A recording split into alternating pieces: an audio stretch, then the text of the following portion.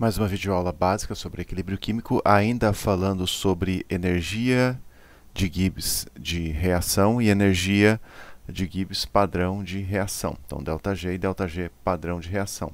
Lembrando dessa expressão aqui, que não é deduzida nessa videoaula, nem foi deduzida na videoaula anterior, mas eu vou deixar videoaulas um pouquinho mais avançadas na sequência, para vocês acompanharem a dedução dessa expressão, caso queiram.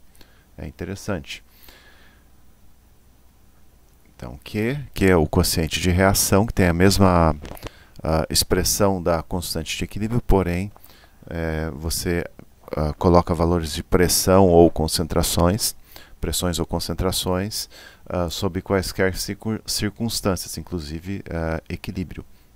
Então, esse ΔG da reação, ele indica se a reação naquelas condições avança no sentido direto ou no sentido inverso. Na verdade, é uma derivada parcial, digamos assim, um coeficiente angular da energia de Gibbs do sistema com respeito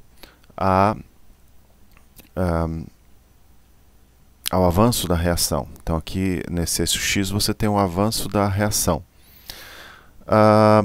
Veja só, você tem em marrom aqui a curva de energia de Gibbs em função do avanço da reação. O avanço da reação, o quanto a reação avançou em número de mols de reagentes e produtos. Veja aqui que nesse domínio aqui, essa reta em preto aqui, tangente à curva em marrom, tem a inclinação negativa. Então, ΔG da reação é negativo. Então, a reação avança da esquerda para a direita, no sentido de consumir reagentes e formar produtos.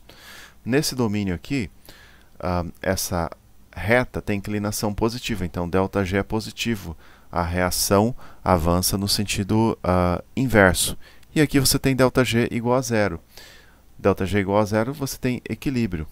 Então, vamos resumir o que nós temos. Se o ΔG da reação é negativo, você tem excesso de reagentes em relação ao estado de equilíbrio e a reação avança no sentido direto, no sentido de consumir reagentes e formar produtos.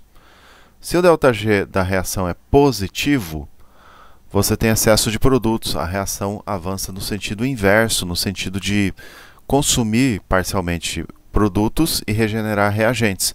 Quando o ΔG é zero, você tem um equilíbrio. Quando o ΔG é zero, então essa expressão aqui muda um pouquinho, isso aqui virando zero.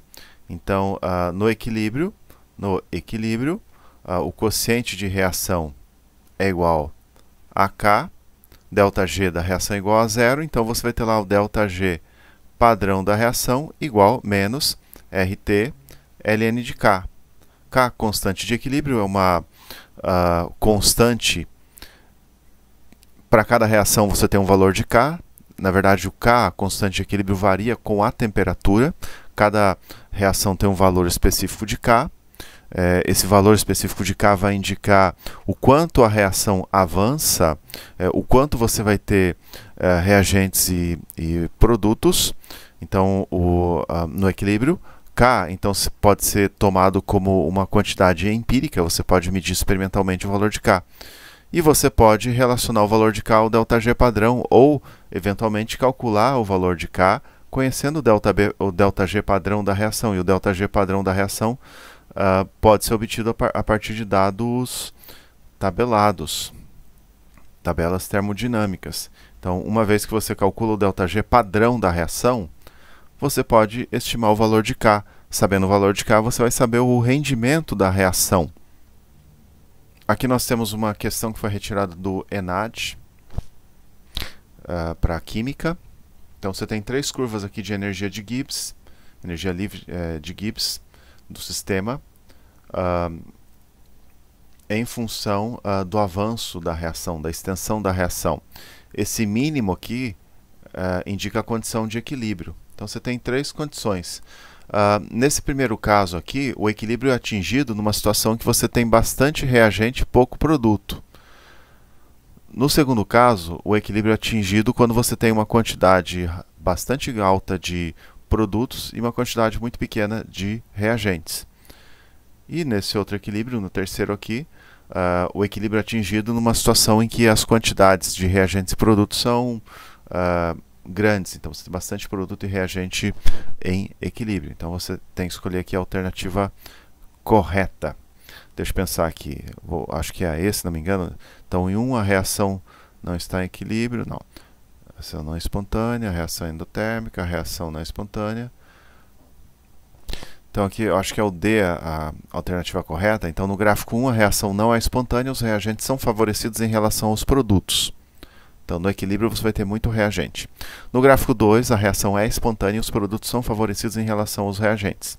No gráfico 3 os produtos e reagentes são favorecidos de forma aproximada. Então é o D que está correto. Vamos resolver 2 exercícios numéricos agora.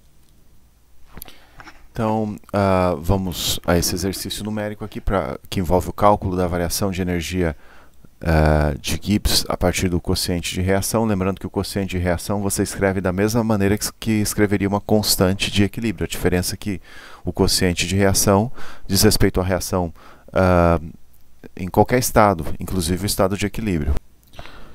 Para essa reação em particular, o quociente da reação pode ser escrito assim, Q igual pressão parcial do produto, né, que é o SO3, coeficiente estequiométrico aqui é 2, denominador pressão parcial dos reagentes, aqui o SO2, ao quadrado, pressão parcial do O2.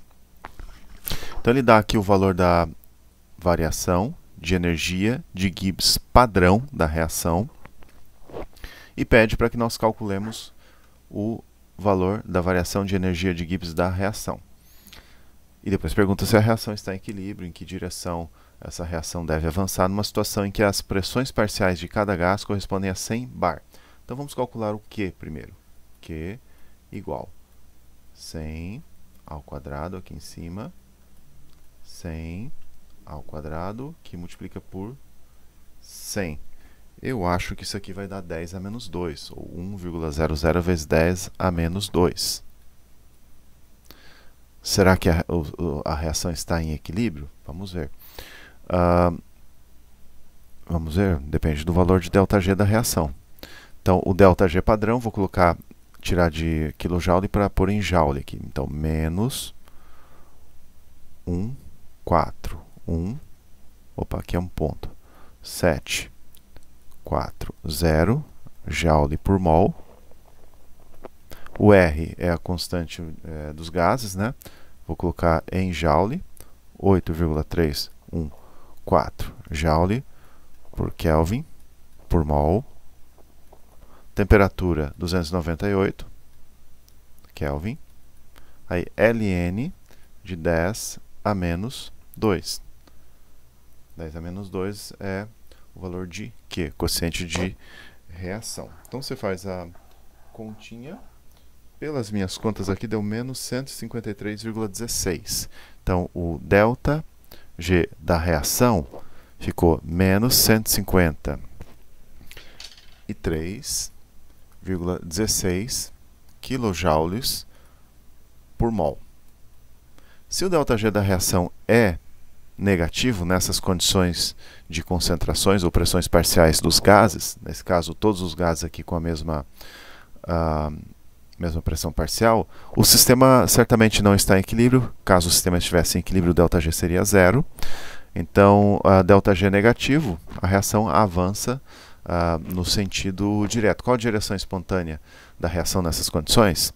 Sentido a reação avança no sentido direto. Estou sem espaço aqui, mas você pode complementar assim, no sentido de consumir reagentes e formar produtos.